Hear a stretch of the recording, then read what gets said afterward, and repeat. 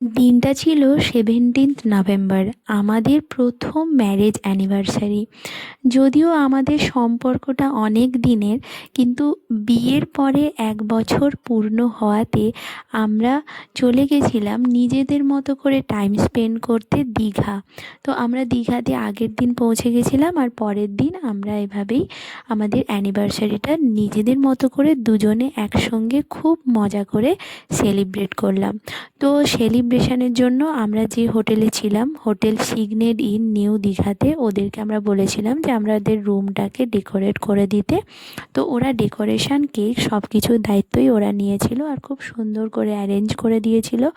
তো বাড়ির লোককে একটু কেক কাটার সময় মিস করছিলাম, তবে ঠিক আছে, দুজন মিলে খুব সুন্দর সময় কাটালাম। তো রুমটা তো ভীষণ সুন্দর করে ওরা ডেকোরেট করেছিল, আর ওরা 2,000 টাকা নিয়েছিল। তো যা টাকা নিয়েছিল খুব সুন্দর করে সাজিয়েছিল, প্রচুর ফুল আর প্রচুর বেলুন দিয়েছিল, আর পুরো ডেকোরেশনের ডিটেলস ভিডিওটা আমার আগের ভিডিওটাতেই আছে।